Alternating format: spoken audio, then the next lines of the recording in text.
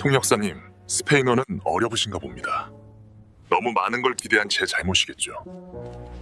대형 투자회의 한가운데서 도해준 팀장이 미리 짜놓은 함정이 터지는 순간 회의실 전체의 시선이 일제히 은서율에게 꽂혔고 그동안 있는 듯 없는 사람으로 살아온 그녀가 처음으로 자리에서 일어나 완벽한 스페인어로 입을 열자 회의실의 공기가 완전히 뒤바뀌었습니다.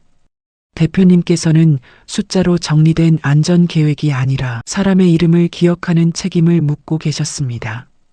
그녀의 한마디에 투자사 대표의 표정이 변했습니다.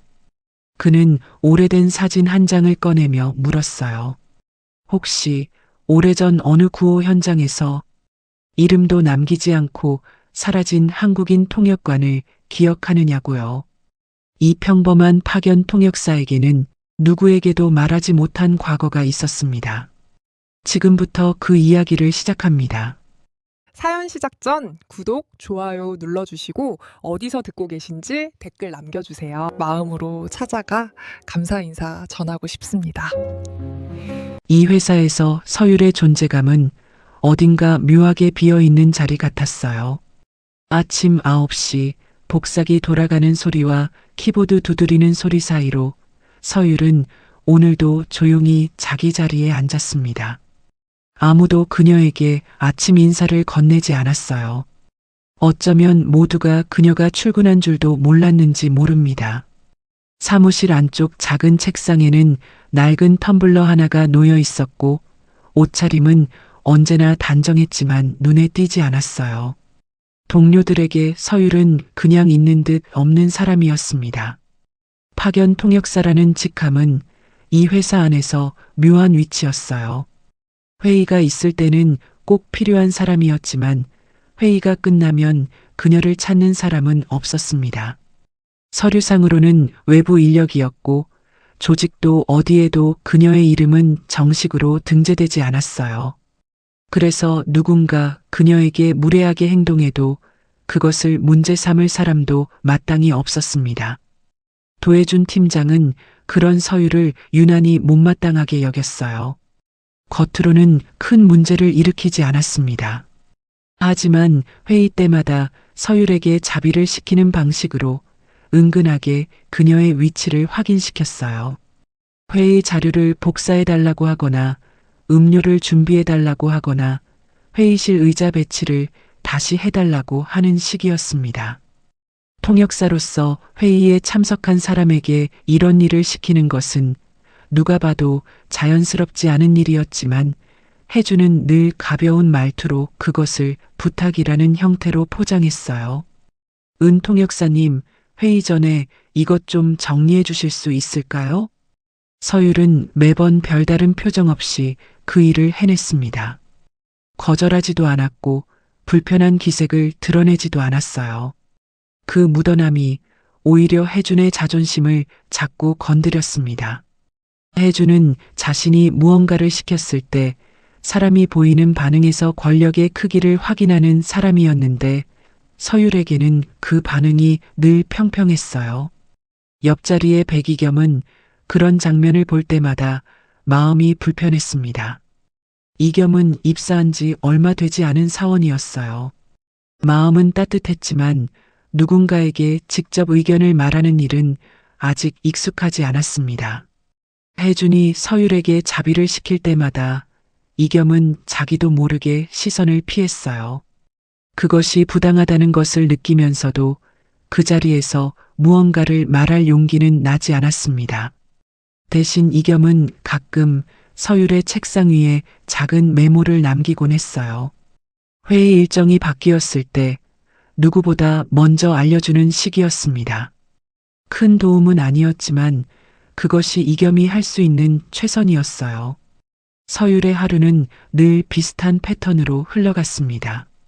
오전에는 회의 자료를 번역하고 오후에는 외부에서 온 메일을 정리했어요. 점심시간에는 혼자 회사 근처 공원 벤치에 앉아 도시락을 먹었습니다. 동료들과 함께 식사하는 일은 거의 없었어요. 누가 따로 부르지 않으면 서율도 굳이 먼저 다가가지 않았습니다. 그날 점심 서율은 벤치에 앉아 텀블러에 든 보리차를 마셨어요.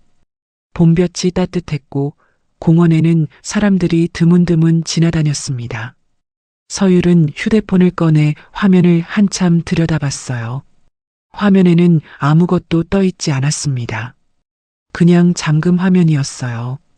서율은 그 화면을 잠시 보다가 다시 휴대폰을 주머니에 넣었습니다. 오후가 되자 사무실에 묘한 긴장감이 흘렀어요. 글로벌 사업부 전체가 평소보다 분주했습니다. 직원들은 작은 목소리로 무언가를 이야기했고 회의실 예약 일정이 빠르게 채워지고 있었어요. 서율은 그 분위기를 느끼면서도 평소처럼 자리에서 자료를 정리했습니다. 오후 늦게 부서 전체 회의가 소집됐어요. 도혜준 팀장이 회의실 앞에 서서 직원들을 향해 말했습니다. 다음 주 스페인계 투자사와 대형 계약 관련 회의가 예정돼 있습니다. 투자 규모가 워낙 커서 임원진까지 참석하는 자리예요. 모두 긴장하고 준비해 주시기 바랍니다. 회의실 안의 공기가 한층 무거워졌어요. 직원들은 서로 눈빛을 주고받았습니다. 이번 계약이 회사 전체에 어떤 의미인지 모두가 알고 있었으니까요. 회의가 끝나고 해주는 서율을 따로 불렀어요. 은 통역사님, 이번 회의에서 영어 통역을 맡아주셔야 할 것 같습니다. 서율은 고개를 끄덕였습니다. 네, 알겠습니다. 해주는 잠시 서율을 바라봤어요. 그 시선에는 묘한 평가의 기색이 담겨 있었습니다. 중요한 자리니까요.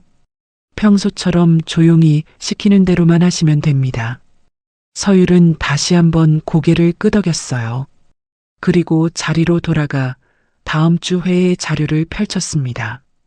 그날 밤 서율은 집으로 돌아와 작은 방 안에 앉았어요. 방 안은 단정하게 정리돼 있었지만 어딘가 비어있는 느낌이 있었습니다. 책장 한쪽에는 오래된 책들이 꽂혀 있었는데 그 책들의 표지에는 스페인어로 된 제목들이 적혀 있었어요. 서율은 그 책장 앞에 잠시 서 있다가 다시 시선을 돌렸습니다. 서랍 안쪽 깊은 곳에는 작은 상자 하나가 있었어요. 서율은 그 상자를 꺼내지 않았습니다. 그냥 서랍을 닫았어요. 다음 주 회의 자료를 펼치고 서율은 영어 표현들을 하나씩 점검하기 시작했습니다. 익숙한 작업이었어요. 하지만 이상하게도 그날 밤은 자료를 보는 내내 마음 한쪽이 조금 무거웠습니다.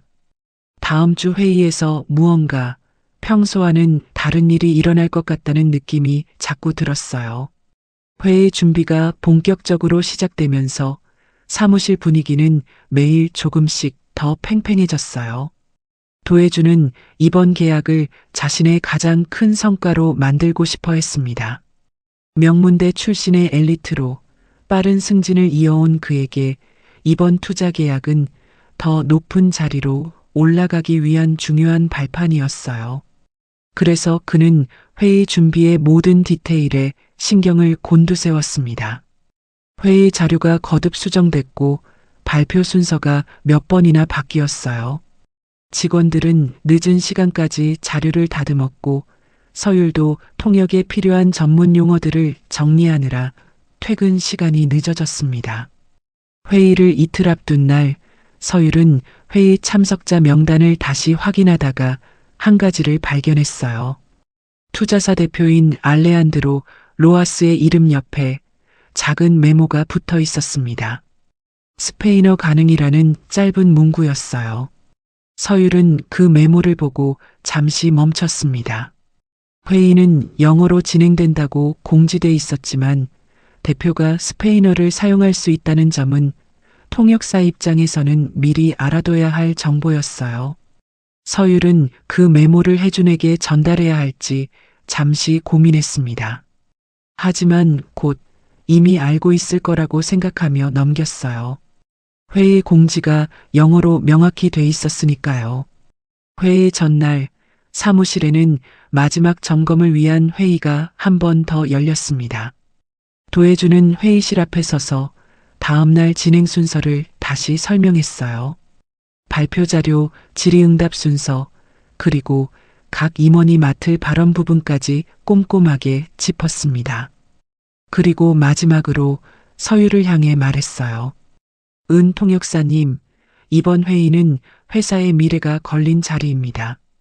괜히 파견직답지 않게 나서지 말고 제가 지시하는 말만 정확히 옮기세요. 회의실 안의 모든 시선이 잠시 서율 쪽으로 향했어요. 누군가는 자료를 들여다보는 척했고 누군가는 노트북 화면으로 시선을 돌렸습니다. 서율은 그 말을 듣고도 표정을 바꾸지 않았어요.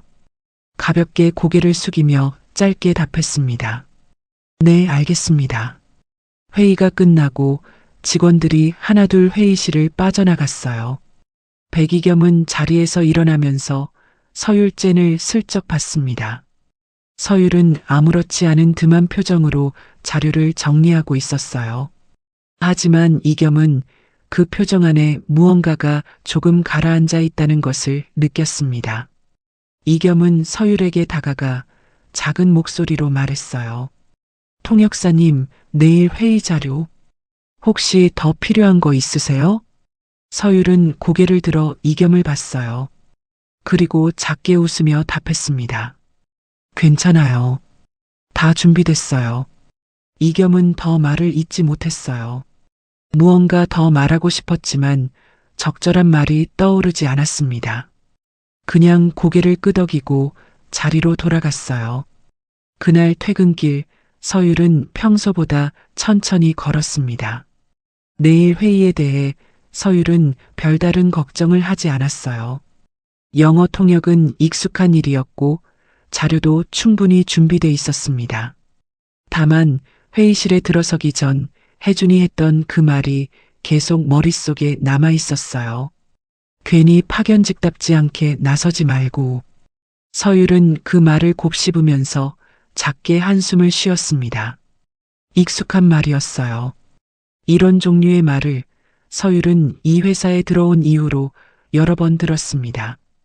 처음엔 마음에 걸렸지만 시간이 지나면서 점점 무덤덤해졌어요. 어차피 자신이 이 자리에서 오래 머물 생각은 없었으니까요. 집에 돌아온 서율은 다시 한번 회의 자료를 펼쳤어요. 내일 회의에서 다뤄질 전문 용어들을 마지막으로 점검했습니다. 투자 조건, 계약 조항, 그리고 현장 안전 관련 용어들이 정리돼 있었어요. 서율은 그 용어들을 영어로 하나씩 확인하면서 발음을 작게 소리내어 연습했습니다. 그러다 현장 안전 대책이라는 항목에서 서율은 잠시 손을 멈췄어요. 그 단어를 보는 순간 머릿속에 오래된 기억 하나가 스쳐 지나갔습니다. 하지만 서율은 그 기억을 길게 붙잡지 않았어요. 자료를 덮고 침대에 누웠습니다. 내일은 평소처럼 조용히 자신의 역할을 하면 되는 날이었으니까요. 서율이 이 회사에 들어온 것은 그리 길지 않은 시간 전이었어요.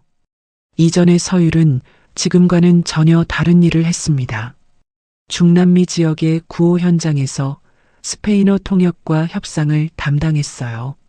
자연재해가 발생한 지역에서 구호단체와 현지 주민들 사이의 소통을 맡는 일이었습니다. 통역이라는 단어로 설명하기엔 그 일은 훨씬 더 복잡하고 무거운 일이었어요. 생존자를 찾는 작업, 물자를 분배하는 협상, 현지 공무원들과의 까다로운 대화. 그 모든 과정에서 서율의 언어는 단순한 통역이 아니라 누군가의 생사와 직접 연결되는 도구였습니다.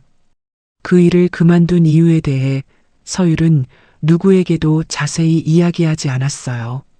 다만 어떤 사건 이후 서율은 더 이상 그 자리에 서고 싶지 않았습니다. 한 아이를 구하지 못했던 기억이 서율의 안에 깊게 남아 있었어요.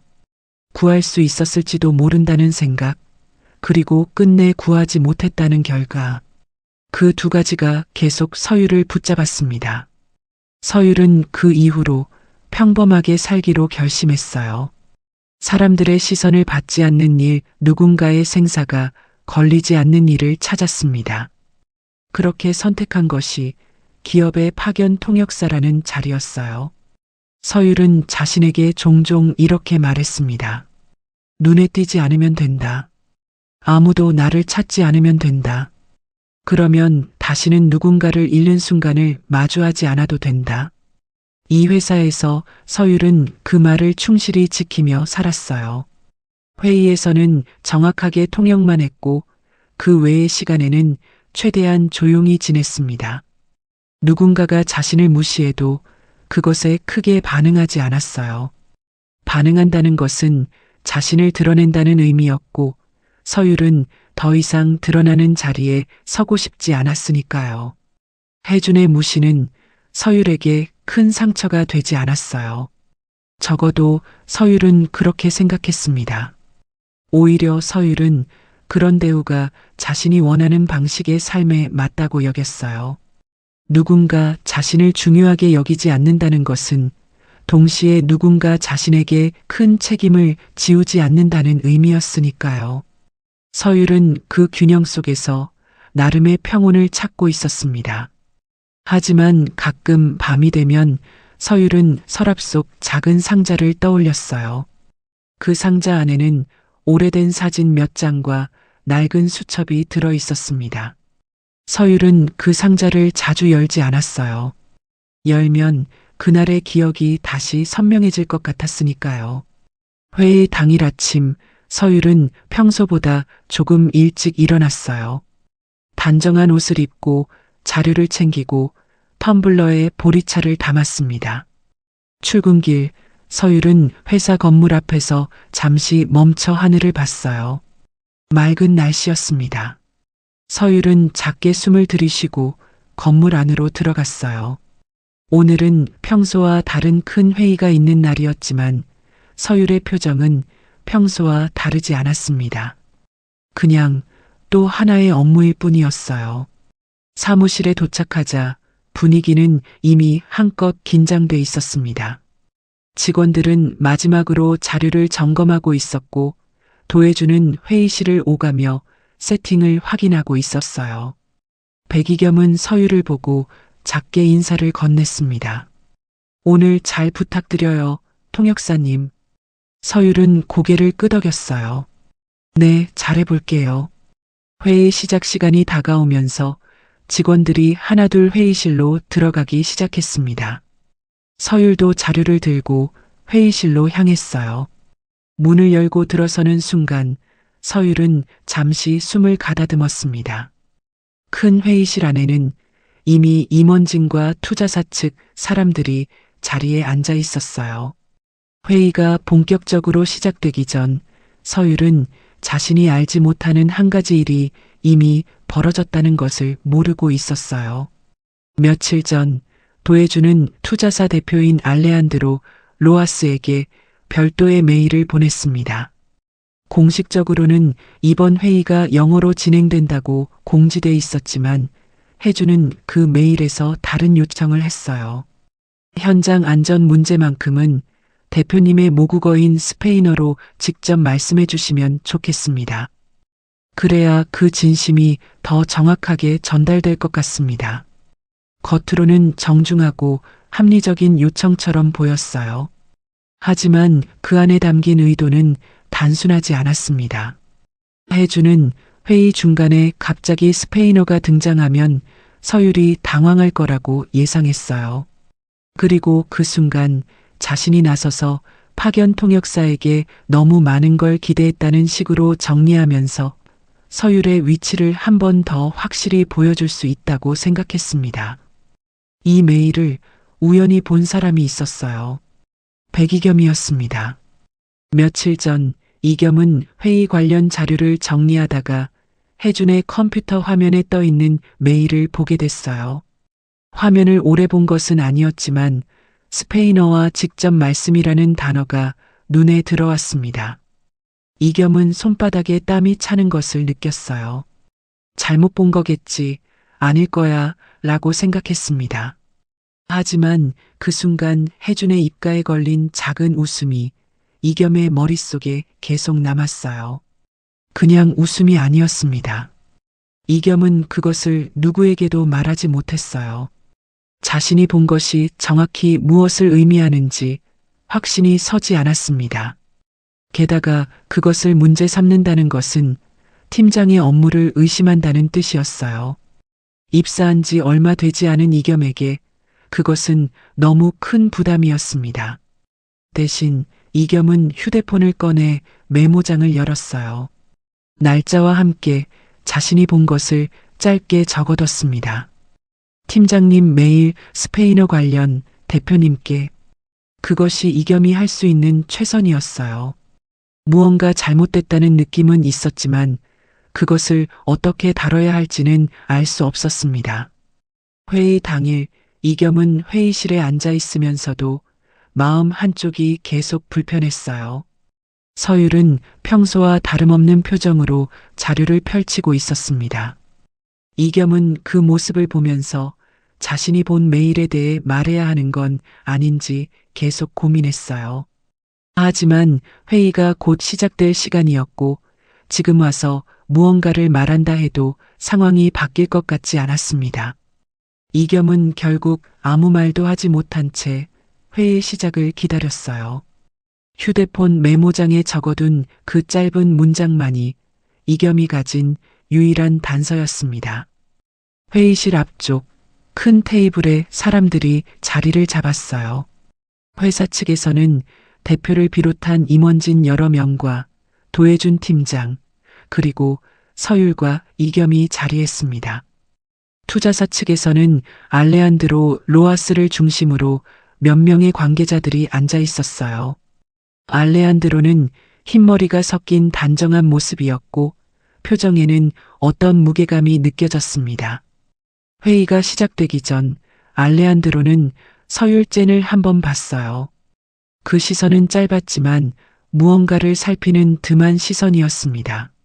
서율은 그 시선을 느끼지 못한 채 자료를 정리하고 있었어요. 회의가 시작됐습니다. 회사 측 임원이 먼저 인사말을 전했고 알레한드로가 영어로 답했어요. 서율은 그 대화를 차분하게 통역했습니다. 발표가 이어지면서 회의는 예정대로 영어로 진행됐어요. 서율의 통역은 정확하고 차분했고 알레한드로도 만족스러운 표정을 보였습니다. 분위기는 순조로웠어요. 회의실 안의 사람들은 이번 계약이 큰 무리 없이 진행될 거라는 기대감을 가지고 있었습니다. 그러던 중 회의 안건이 현장 노동자 안전 대책 부분으로 넘어갔어요. 회사 측 임원이 안전 대책에 대한 설명을 시작했습니다. 서율은 그 내용을 영어로 통역하면서 자연스럽게 회의가 이어지고 있다고 생각했어요. 그런데 알레한드로가 갑자기 입을 열었습니다. 스페인어였어요. 회의실 안의 공기가 순식간에 달라졌어요. 임원들은 당황한 표정으로 서로를 봤습니다. 영어로 진행되던 회의 안에서 갑작스러운 스페인어 발언은 누구도 예상하지 못한 상황이었어요. 서율도 잠시 멈췄습니다. 알레한드로의 말은 짧지 않았고 표정에는 진지함이 담겨 있었어요. 도해주는 그 순간을 기다렸다는 듬한 표정으로 천천히 입을 열었습니다. 은 통역사님, 스페인어는 어려우신가 봅니다. 회의실의 모든 시선이 서율에게 꽂혔어요. 은 통역사님, 스페인어는 어려우신가 봅니다. 괜찮습니다. 파견 통역사에게 너무 많은 걸 기대한 제 잘못이겠죠. 도해준의 목소리는 회의실 전체에 또렷하게 들렸어요. 표면적으로는 부드러운 말투였지만 그 안에 담긴 의미는 명확했습니다. 누군가의 부족함을 지적하는 말이었고 동시에 자신이 그것을 미리 알고 있었다는 듯한 여유까지 담겨 있었어요. 회의실 안의 사람들은 그 말을 듣고 잠시 침묵했습니다. 임원들의 시선이 서율과 도해준 사이를 오갔어요. 백이겸은 손을 꽉 쥐었습니다. 자신이 며칠 전 봤던 그 메일이 지금 이 상황과 정확히 맞물려 있다는 것을 깨달았어요. 서율은 그 순간 잠시 가만히 있었어요. 알레한드로의 발언은 분명히 길었습니다. 단순한 인사말이 아니었어요. 표정과 어조에서 그것이 단순한 형식적 발언이 아니라는 것을 서율은 느꼈습니다. 하지만 동시에 서율의 머릿속에는 혜준이 했던 말이 떠올랐어요. 괜히 파견직답지 않게 나서지 말고. 회의실 안의 침묵이 길어지고 있었습니다. 누군가는 이 침묵을 서율이 정말 이해하지 못한 것으로 받아들이고 있었어요. 도해주는 그 침묵을 자신에게 유리하게 활용하려 했어요. 그는 어설픈 발음으로 스페인어 몇 마디를 시도했습니다. 하지만 곧 막혔어요. 알레한드로의 표정은 그 시도를 보면서 더 차갑게 굳었습니다. 도해주는 당황한 기색을 감추려 했지만 표정에서 그것이 드러나고 있었어요. 상황이 더 어색해지자 해주는 시선을 돌렸습니다. 백이겸을 향해서였어요. 백이겸 씨, 사전 확인은 당신 업무 아니었습니까? 왜 스페인어 가능성을 보고하지 않았죠? 이겸의 얼굴이 순식간에 하얗게 질렸어요. 회의실 안의 시선이 이번에는 이겸에게 향했습니다. 이겸은 무언가 말하려 했지만 목소리가 나오지 않았어요. 바로 그때 서율이 천천히 자리에서 일어났습니다. 그 움직임은 크지 않았지만 회의실 안의 모든 시선을 자연스럽게 끌어모았어요. 서율은 차분한 목소리로 입을 열었습니다. 백이겸 씨는 잘못이 없습니다. 짧은 한마디였지만 그 안에는 흔들림이 없었어요. 회의실이 조용해졌습니다. 서율은 알레한드로를 향해 시선을 옮겼어요. 그리고 완벽한 스페인어로 말하기 시작했습니다. 처음 그 발언이 나오는 순간 회의실 안의 분위기가 완전히 달라졌어요. 알레한드로의 표정이 변했습니다. 그는 천천히 서율을 다시 바라봤어요. 그 시선에는 단순한 놀라움을 넘어선 무언가가 담겨 있었습니다. 서율은 알레한드로의 발언을 차분히 풀어 회의실의 한국 측 사람들에게 다시 전했어요. 대표님께서는 방금 숫자로 정리된 안전계획이 아니라 사람의 이름을 기억하는 책임을 묻고 계셨습니다. 그리고 작년 사고로 세상을 떠난 노동자들의 가족에게 회사가 어떤 답을 줄 수 있는지 물으셨습니다. 그 한마디로 회의실의 공기가 완전히 뒤집혔어요. 임원들은 서로를 바라봤습니다. 누구도 예상하지 못한 무게의 질문이 그제야 정확하게 전달된 순간이었어요. 도해주는 입을 열려 했지만 아무 말도 나오지 않았습니다. 그의 표정에서 조금 전까지의 여유는 완전히 사라져 있었어요. 알레한드로는 서율을 한참 동안 바라봤습니다. 그리고 천천히 무언가를 떠올리는 듬한 표정이 됐어요. 그의 시선은 단순히 통역사를 보는 시선이 아니었습니다. 무언가 더 깊은 곳을 들여다보는 시선이었어요. 회의실 안의 모든 사람이 다음에 어떤 말이 나올지 숨죽이며 기다리고 있었습니다. 회의실 안의 침묵은 길지 않았지만 그 안에 담긴 무게는 누구도 가볍게 넘길 수 없었어요. 알레한드로는 잠시 서율을 바라보다가 다시 입을 열었습니다. 이번에는 천천히 또렷한 어조로 말했어요. 서율은 그 말을 들으면서 표정에 작은 변화가 일었습니다. 알레한드로가 꺼낸 이야기는 단순히 이번 계약이나 안전 대책에 관한 것이 아니었어요. 그는 과거 자신이 겪었던 어떤 사고에 대해 이야기하고 있었습니다. 회의실의 한국 측 사람들은 그 내용을 알아듣지 못한 채 서율의 입만 바라보고 있었어요. 서율은 잠시 숨을 가다듬고 그 말을 한국어로 옮기기 시작했습니다. 대표님께서는 오래전 자신이 겪었던 한 사고를 말씀하고 계십니다. 그 사고로 여러 사람이 목숨을 잃었고 그 중에는 대표님의 가족도 있었다고 하십니다. 그리고 그때 현장에서 끝까지 사람들을 구하려 했던 사람들의 이름을 회사들이 너무 빨리 잊는다고 말씀하셨습니다. 회의실 안의 분위기는 조금 전과는 완전히 다른 결로 흘러가고 있었어요. 도해주는 자신이 만든 상황이 자신이 의도했던 것과는 전혀 다른 방향으로 흘러가고 있다는 것을 느꼈습니다. 그는 무언가 말을 해야 한다는 압박감을 느꼈지만 입을 열어도 적절한 말이 떠오르지 않았어요. 회의실 안의 시선이 이제는 더 이상 서율이나 이겸이 아니라 해준 자신을 향하고 있다는 것을 그는 천천히 깨닫고 있었습니다. 알레한드로는 서율의 통역을 들으며 고개를 끄덕였어요. 그리고 다시 한번 서율을 향해 무언가를 물었습니다. 이번에는 짧은 질문이었어요. 서율은 그 질문을 듣는 순간 잠시 멈췄습니다. 알레한드로가 물은 것은 회의 주제와는 거리가 있는 질문이었어요. 그는 서율이 어디서 스페인어를 배웠는지 물었습니다. 단순한 호기심처럼 들릴 수도 있었지만 그의 표정과 어조에는 무언가 더 깊은 의도가 담겨 있는 것 같았어요. 서율은 잠시 망설였습니다. 회의 자리에서 자신의 개인적인 이야기를 꺼내는 것은 평소의 서율이라면 절대 하지 않을 일이었어요.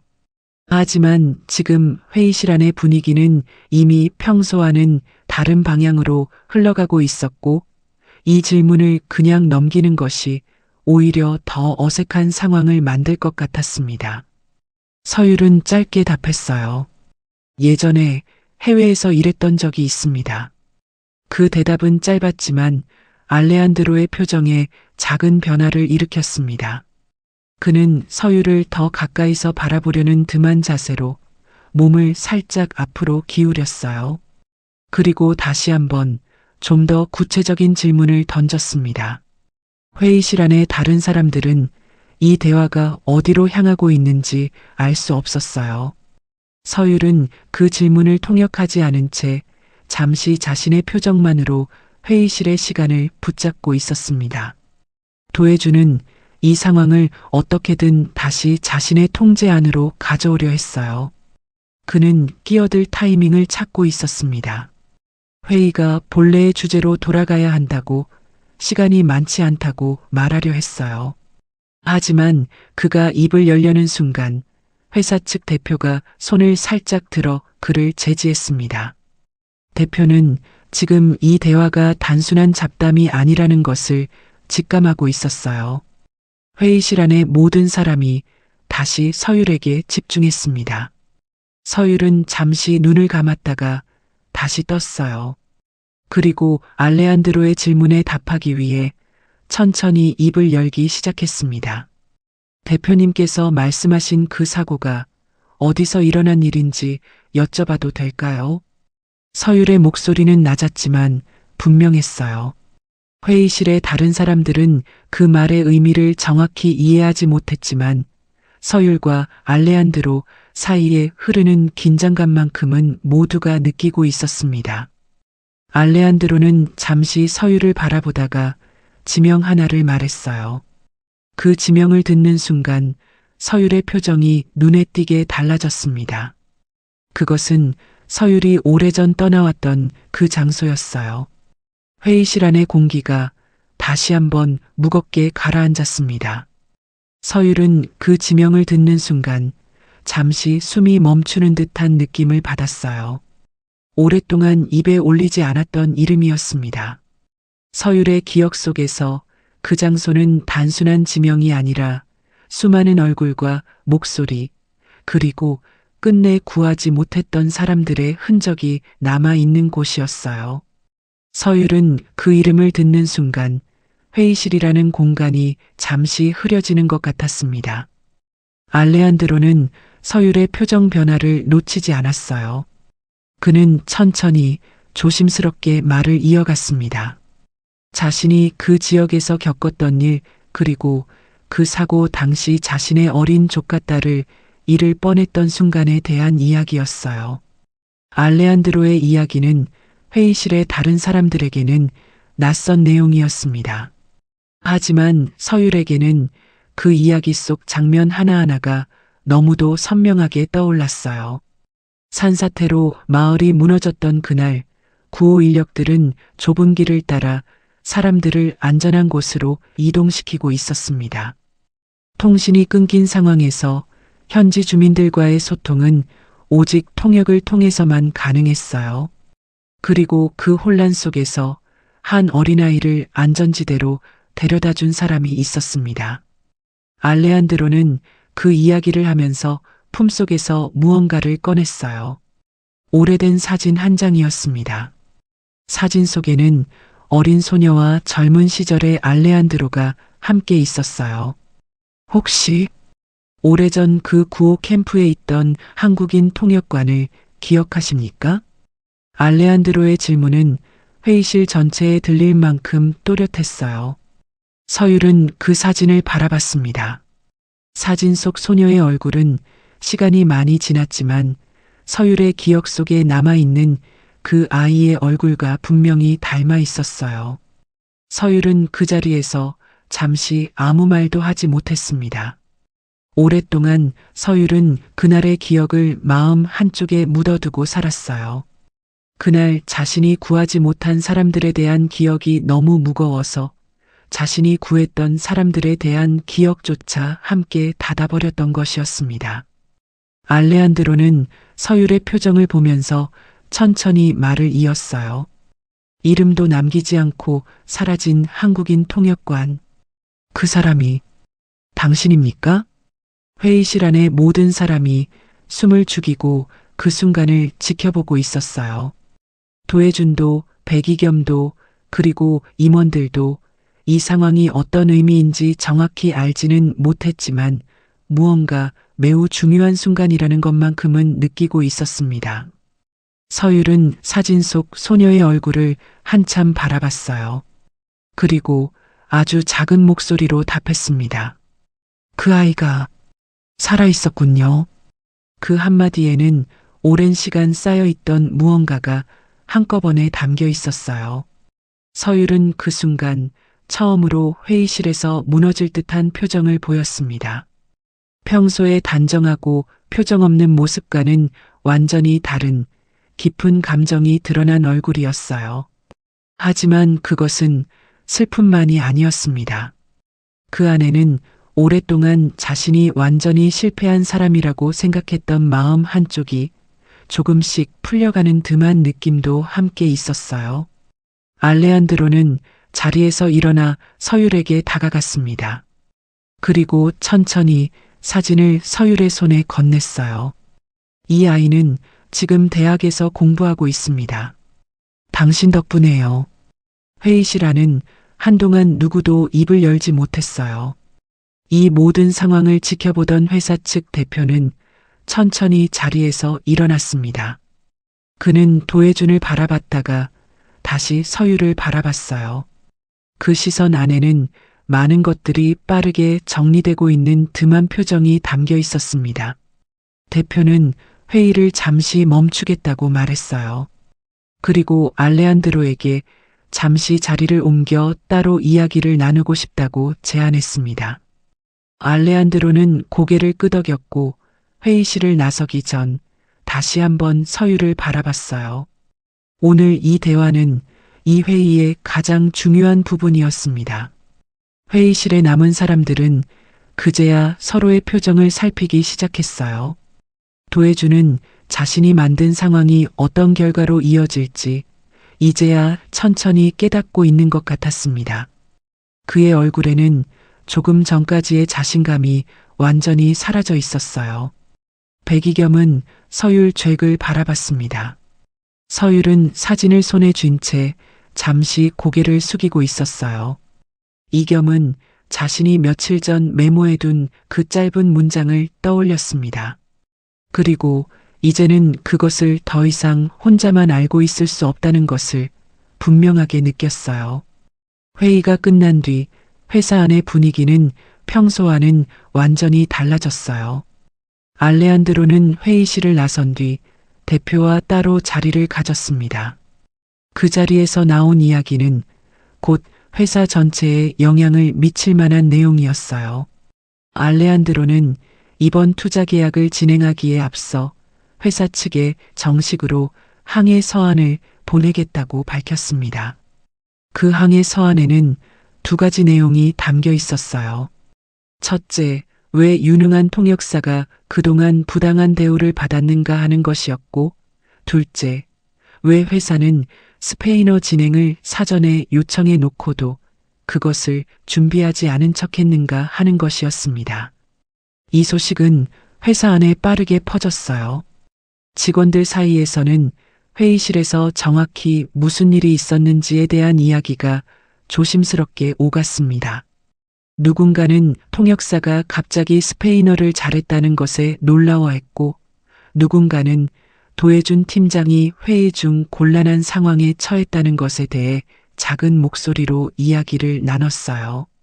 백이겸은 그 모든 이야기를 들으면서 마음 한쪽이 계속 무거웠습니다. 자신이 알고 있는 것이 지금 이 상황의 핵심과 연결돼 있다는 것을 알고 있었으니까요. 하지만 그것을 어떻게 누구에게 말해야 할지 여전히 결정하지 못하고 있었습니다.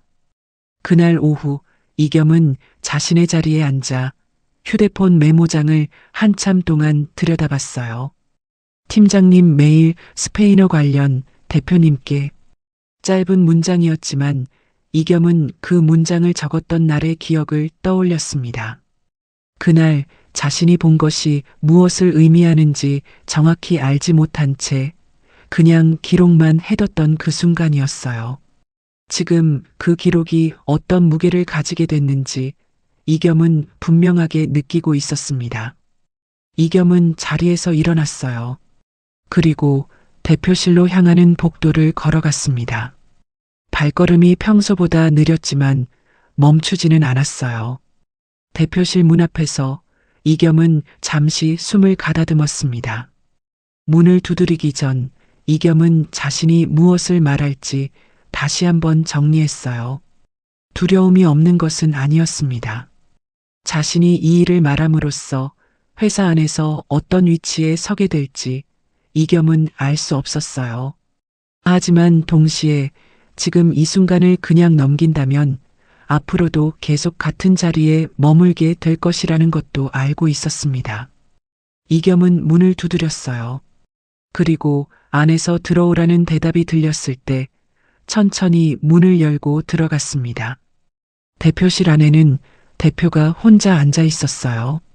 이겸은 자리에 앉으라는 권유를 받고 조심스럽게 의자에 앉았습니다. 잠시 침묵이 흘렀어요. 이겸은 자신의 휴대폰을 꺼내 메모장을 열었습니다. 그리고 그것을 대표에게 보여주며 천천히 설명을 시작했어요.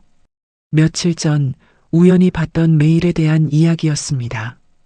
그 메일의 내용이 오늘 회의에서 일어난 일과 어떻게 연결되는지 이겸은 차분히 정리해서 말했어요. 그리고 그동안 서율이 회사에서 어떤 대우를 받아왔는지에 대해서도 자신이 본 것들을 하나씩 이야기했습니다. 겁이 났습니다.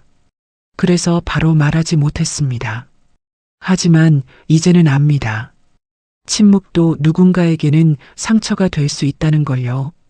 이겸의 목소리는 떨렸지만 끝까지 흔들리지 않았어요. 대표는 이겸의 이야기를 끝까지 들었습니다.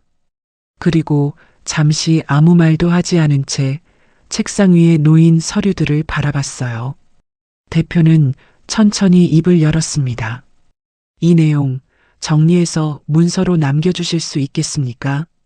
이겸은 고개를 끄덕였어요. 그날 밤 이겸은 자신이 알고 있는 모든 것을 정리해서 문서로 작성했습니다. 혜준이 보낸 메일의 날짜와 내용, 그리고 그동안 서율이 회의나 사무실에서 들었던 발언들. 이겸은 그것들을 하나씩 떠올리며 최대한 정확하게 기록했어요. 작성하는 동안 이겸은 자신이 그동안 봐왔던 장면들이 얼마나 많이 쌓여 있었는지를 새삼 깨달았습니다. 문서를 완성한 뒤 이겸은 잠시 화면을 바라봤어요. 그리고 작게 숨을 내쉬었습니다. 더 이상 메모장 안에만 남겨두지 않아도 되는 그런 기록이었습니다. 다음 날 아침 이겸은 그 문서를 대표에게 제출했어요. 대표는 그 문서를 읊은 뒤 짧게 고개를 끄덕였습니다. 그리고 이번 일에 대해 곧 정식으로 자리를 마련하겠다고 말했어요. 이겸은 대표실을 나서면서 마음이 한결 가벼워진 것을 느꼈습니다. 여전히 두려움은 남아 있었지만 더 이상 혼자만 알고 있는 비밀이 아니라는 사실이 이겸에게 작은 안도감을 줬어요. 복도를 걸어가면서 이겸은 서율의 자리 쨘을 봤습니다. 서율은 평소처럼 자리에 앉아 조용히 자료를 정리하고 있었어요. 이겸은 그 모습을 보면서 작게 마음속으로 다짐했습니다. 이제부터는 침묵하지 않겠다고요. 며칠 뒤 대표실에서 작은 자리가 마련됐어요. 도해준, 서율, 그리고 백이겸이 함께 대표실로 불려갔습니다. 분위기는 무거웠어요. 도해준은 자신이 불려간 이유를 어느 정도 짐작하고 있었지만 표정에는 여전히 약간의 여유를 유지하려는 기색이 남아 있었습니다. 대표는 책상 위에 몇 가지 자료를 펼쳐 놓았어요. 혜준이 알레한드로에게 보냈던 메일의 사본, 이겸이 작성한 문서, 그리고 알레한드로가 보낸 항해 서한이었습니다. 대표는 먼저 혜준에게 물었어요. 이 메일 본인이 작성한 게 맞습니까? 혜준은 잠시 그 메일을 바라봤습니다. 그리고 천천히 입을 열었어요. 그건 업무상 오해였습니다. 저는 더 깊이 있는 회의를 만들고 싶었을 뿐입니다. 대표는 그 말을 듣고도 별다른 반응을 보이지 않았어요. 대신 이겸이 작성한 문서를 펼쳤습니다.